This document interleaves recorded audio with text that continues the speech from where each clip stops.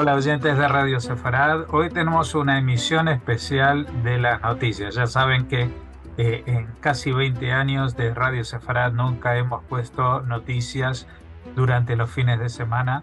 Estamos grabando esto antes de que empiece el Shabbat, con lo cual tenemos cierta diferencia con lo que es la actualidad de ultimísima hora, que generalmente grabamos por la tarde de España a las 5 o 6 de la tarde. Ahora lo estamos haciendo poco después del mediodía para respetar el Shabbat tanto en España como en Israel para la grabación. Con lo cual, pues las cosas pueden cambiar, y más cuando estamos a algo así como una hora y media del discurso del líder de del grupo Hezbollah, Nasrallah, y como siempre contamos con la ayuda inestimable de Pascal Roy desde Jerusalén. ¿Qué tal, Pascal? Hola Jorge, pues aquí en el 28º día de guerra y nunca mejor dicho, al pie del cañón como siempre.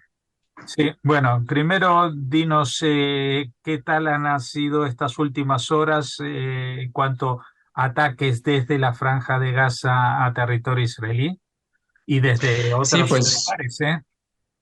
sí, pues a colación de lo que dijimos ayer, hay, notamos en el país más horas de tregua de misiles lanzados desde Gaza, es decir, que después de 12 horas durante la noche, 12 horas de tregua, pues lanzaron misiles los de Hamas en la frontera de Gaza y poco más. Ha habido dos o tres alertas que siempre son muy molestas y siempre hay que usar el Kippat Barcel, el domo de hierro, y no ha causado ningún daño ni baja.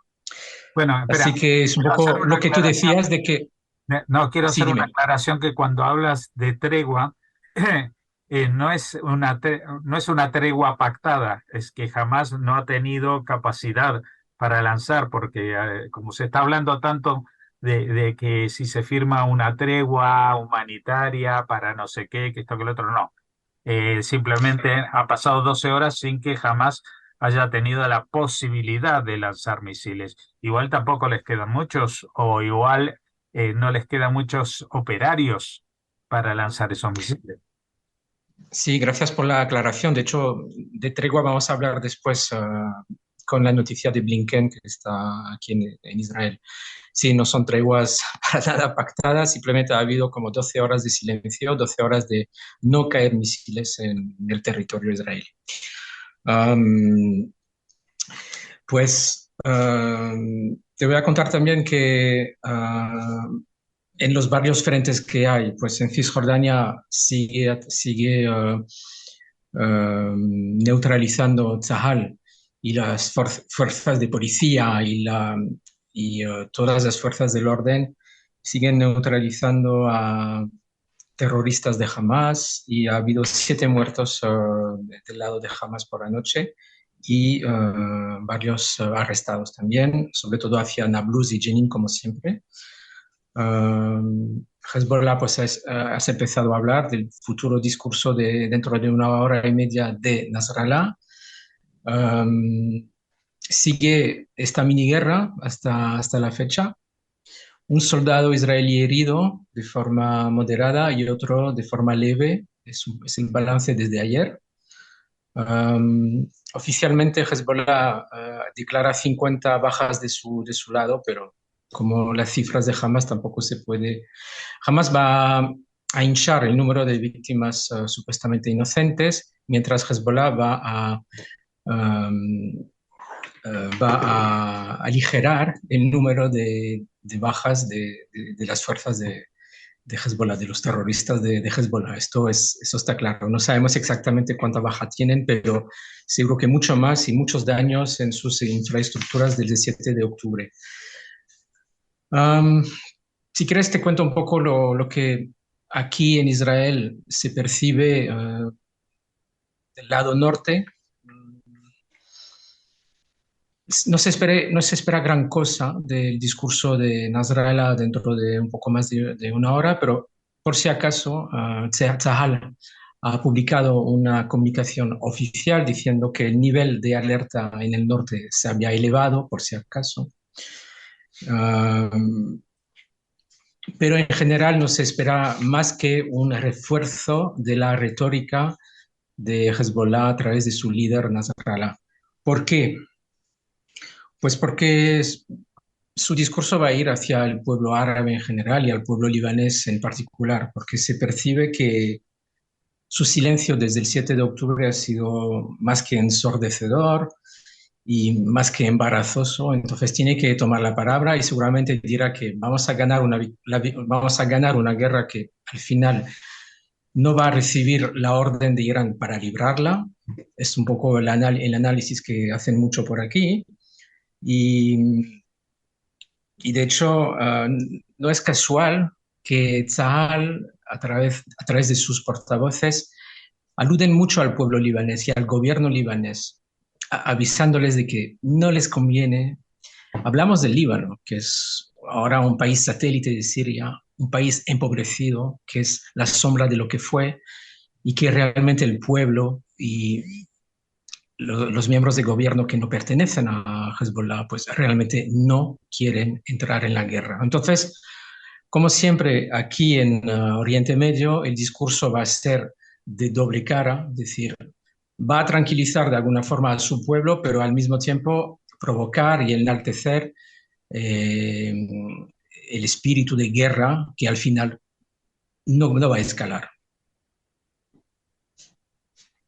Bueno, no no sé, va a, no va a yo, nos habías dicho de que hay también mucho movimiento en el plano diplomático, ¿no? Con Blinken especialmente. Sí, de hecho, es un poco casualidad que Blinken esté aquí mientras va a hablar Nasrallah, un poco para decir, aquí estamos también, los Estados Unidos están también aquí, mientras ustedes, pues sí, hinchan un poco su retórica, pero nada más. Ah, bueno, pues está aquí Blinken, el vicepresidente de Estados Unidos, y es la tercera visita de él a Israel. Se ha entretenido, ha hablado, perdón, esta mañana con Benjamin Netanyahu y una rueda de prensa está prevista en poco tiempo. Pero de lo que se sabe es que sobre todo viene un poco, como siempre, para poner los límites, algunos límites al gobierno de Netanyahu, al gobierno de crisis, de guerra, para explicar un poco cuáles son los desafíos y cuáles son, pues sobre todo en el plan humanitario, hay muchísima presión en el mundo para que Israel acepte una tregua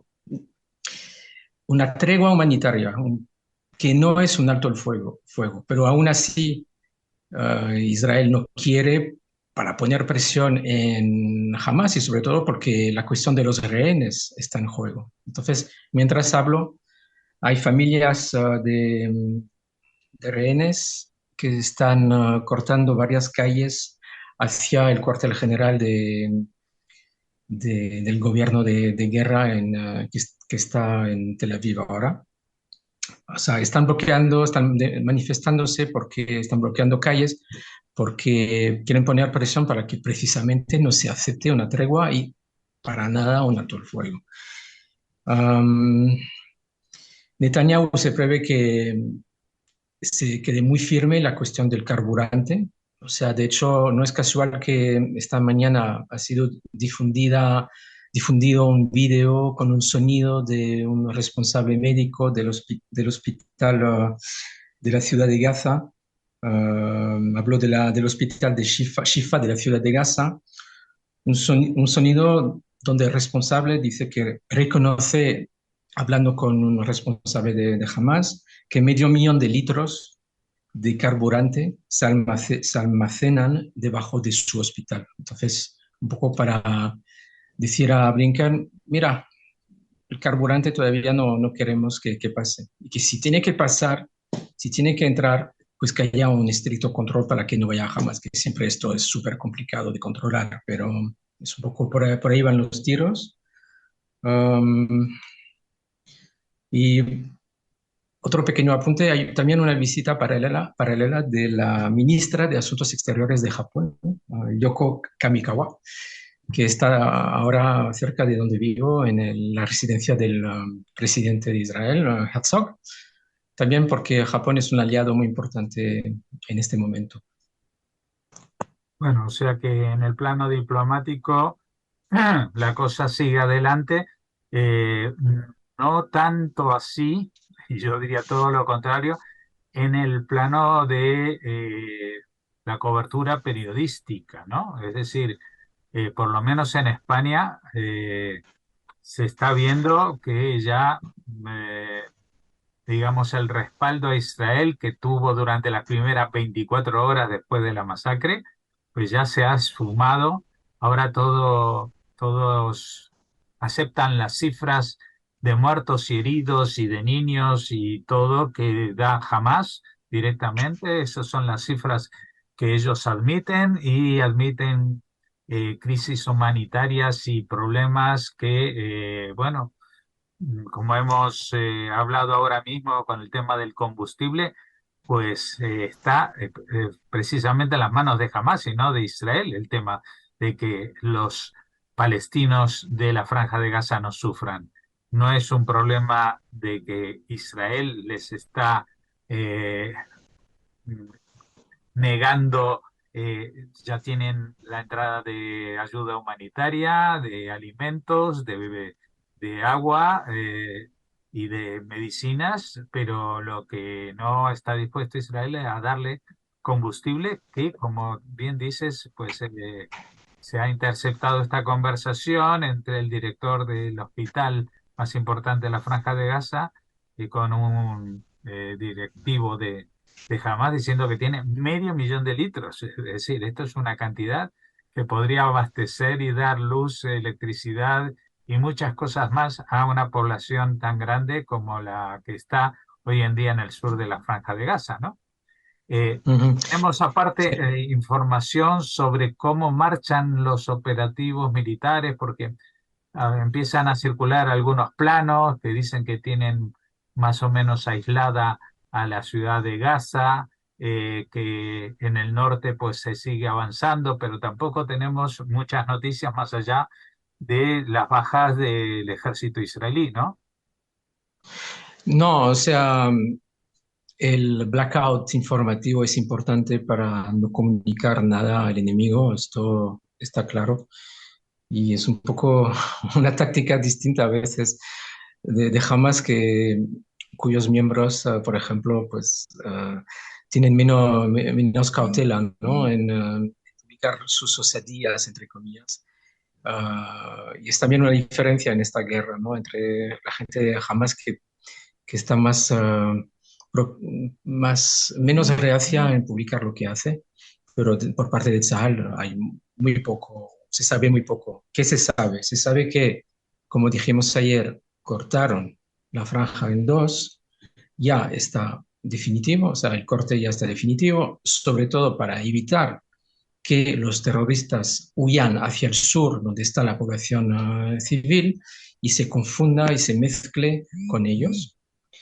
En el norte, en el noreste, ya conquistaron, Tzahar conquistó gran parte de Bet Hanun, más hacia el norte, más, o sea, bajando hacia la ciudad de Gaza, hemos hablado mucho de Jabalia, que también está en manos de Tzahal y que está investigando, que está buscando todavía lo que queda de los terroristas y lo que queda de los túneles y está sitiando, o sea, esto es oficial, está sitiando Gaza, está entrando ya en Gaza, la ciudad de Gaza.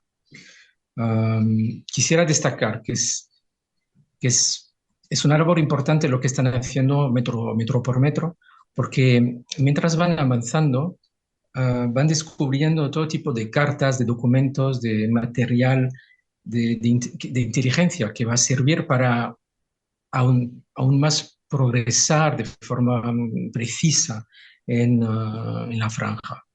Entonces, a nivel de inteligencia es súper importante. Ujú.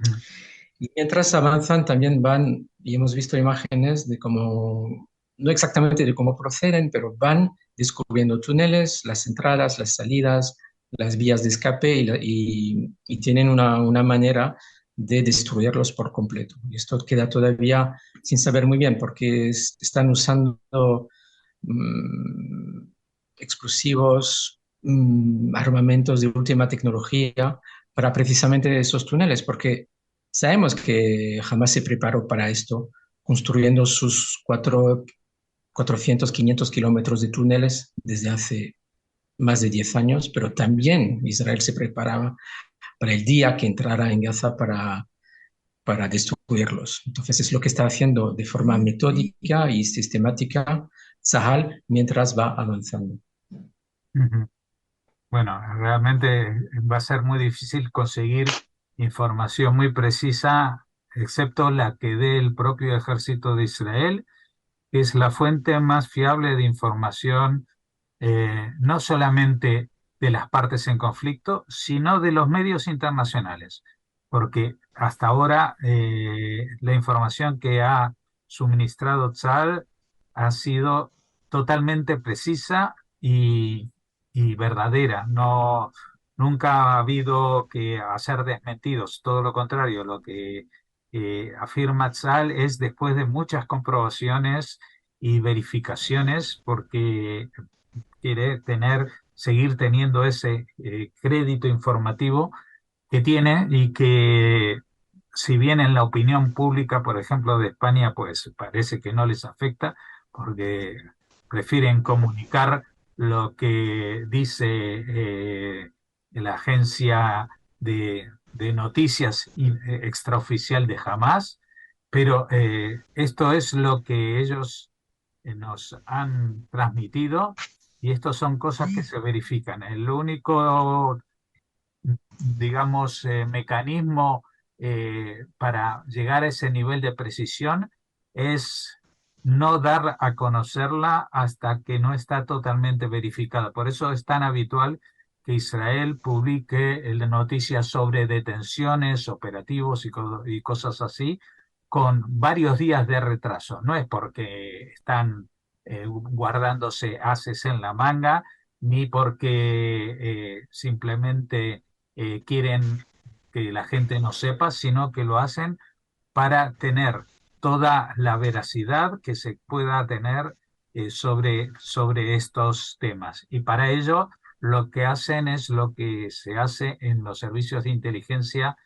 tanto militares como civiles de todo el mundo, que es corroborar que hay distintas informaciones que pueden ser parciales, pero que llevan a la misma conclusión y que corroboran lo que está pasando. Es decir, es muy fácil que lo que tú decías, ahora se están encontrando documentos de Hamas, entonces uno puede decir, ah, si yo fuera de Hamas, haría documentos falsos y los dejaría en los lugares para que la gente, los israelíes, se pensaran que pues los israelíes son un poquito más inteligentes que eso, afortunadamente, y comprueban cada una de esas informaciones. También las que en principio se supone que son falsas y también las que parece que son muy verdaderas, pero que hasta que no son refrendadas por nuevas fuentes de información, pues no se convierten en pistas fiables para la acción del ejército. Y todo esto lo que está llevando es que Israel no avanza con un plan predeterminado minuto a minuto sobre lo que va a hacer sobre el terreno, sino que este plan va evolucionando a medida que llega la información. Esto es algo que forma parte de la filosofía del ejército de Israel desde la primera hora y que se explicita en una frase en hebreo que dice Tochnit u basis leshinuim. Quiere decir que un plan no es más que una base para sobre él realizar cambios. No es un plan, no es algo definitivo para actuar, sino que es un primer esquema para decir, y ahora cuando sepamos nuevos datos, pues podremos actuar en consecuencia.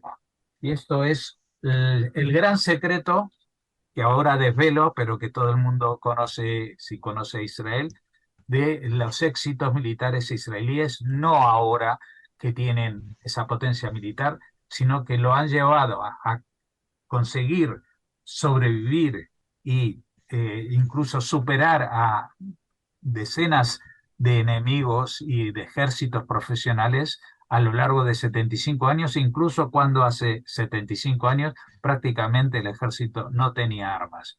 Es una forma de defensa, perdón, que es mucho más evolucionada que la de, yo diría prácticamente, si no la totalidad de los ejércitos del mundo, que tienen un plan que hay que seguir y hasta que no hay eh, escándalos mayúsculos para que se despida al general y se ponga otro, pues no se cambia el plan. En Israel se cambia el plan. El plan no es más que una base. Y eso es lo que está haciendo Tzal en la Franja de Gaza, con lo cual, incluso si hoy alguien lee la mente del jefe del ejército israelí y dice, esto es lo que Israel va a hacer, no lo sabe ni siquiera Israel en este momento. Lo va sabiendo a medida que llega la información que van obteniendo del terreno. Sí, es la capacidad de adaptación de Tzahal, efectivamente, que también tiene sus raíces en el pueblo judío, es decir, la capacidad de adaptación a lo largo de toda su vida en el exilio. Y creo que es un legado muy importante que se aplica ahora en el terreno como lo estamos viviendo, lo estamos viendo. Y podemos decir que de momento, como dicen siempre los generales de Tzahal, va evolucionando la guerra según los planes previstos que Claro, evolucionan. claro, porque los planes previstos no son definitivos, por eso siempre van a ir evolucionando según los planes. Incluso cuando hay que plantarse en determinado momento y decir hasta aquí y no puedo avanzar más. Esto ha pasado, si recuerdan, en la guerra de Yom Kippurim hace 50 años, pues esto empezó como un desastre también.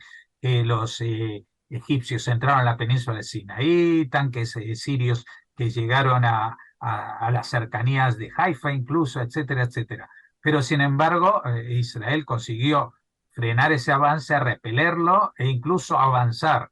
Y estaban a 100 kilómetros de Damasco y habían cruzado el canal de Suez, pero llegó un momento en que ellos mismos tomaron la decisión que hasta aquí, que no se iba a avanzar de forma definitiva porque el plan de Israel y las posibilidades de control de Israel no pueden ni siquiera soñar o especular con ejercer un control sobre una población de otro país. Eso no ha existido nunca.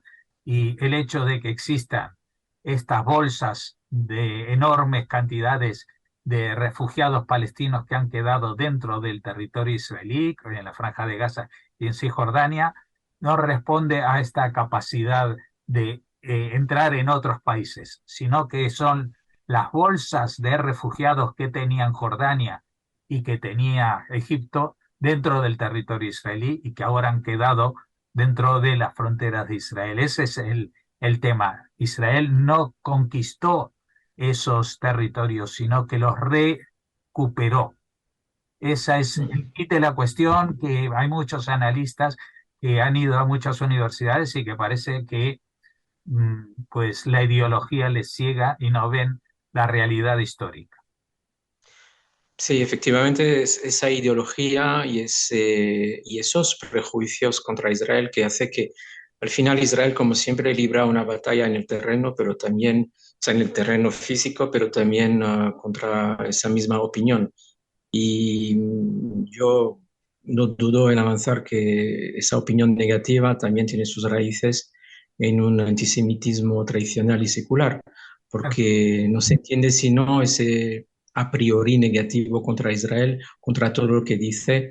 O sea, para muchos periodistas que viven aquí, extranjeros, lo que ah, o no van a las fuentes israelíes directamente, o cuando van a esas fuentes las tildan enseguida de propaganda, que es algo que no es normal No, cuando no, no. se trata de periodistas profesionales. Entonces, eso significa que detrás hay una ideología, hay un antisemitismo larvado que hace que Israel también tiene que combatir esto y es muy doloroso, pero es así. Sí, bueno, pero lo que pasa es que Israel cuando está en guerra no es el momento adecuado para que de pronto convenza al mundo de los antisemitas de que no somos tan malos.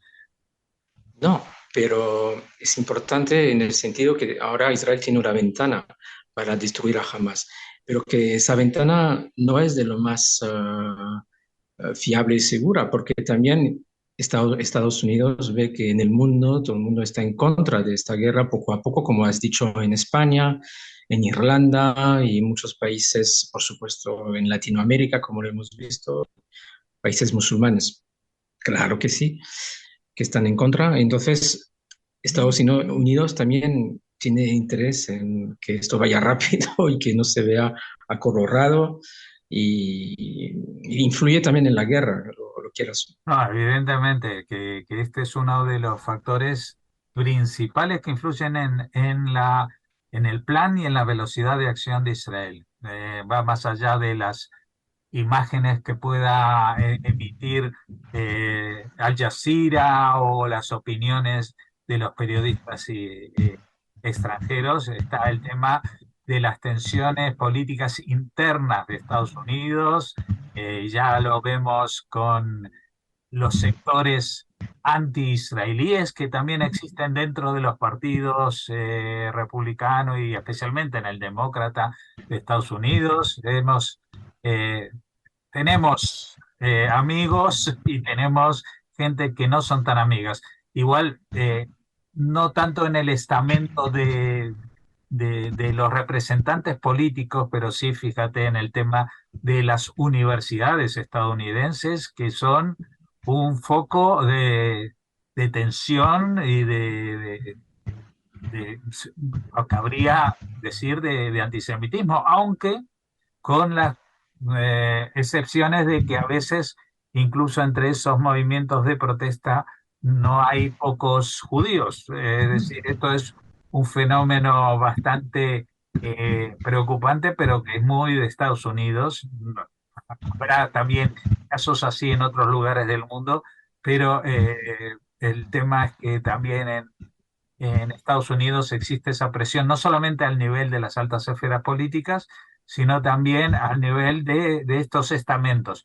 No es la calle, no es que la gente de la calle, especialmente los republicanos afines a Trump, no creo que salgan a protestar contra Israel, al contrario, pero sí que dentro de las filas demócratas hay elementos que están, digamos, contagiados de este espíritu de las universidades americanas, ¿no? Sí, de ideología. Bueno, yo creo que la semana que viene tendremos una imagen aún más clara de cómo ha avanzado Sahel en Gaza. Veremos un poco cómo ha sido la repercusión del discurso de Nasrallah. Hablaremos tal vez de Turquía.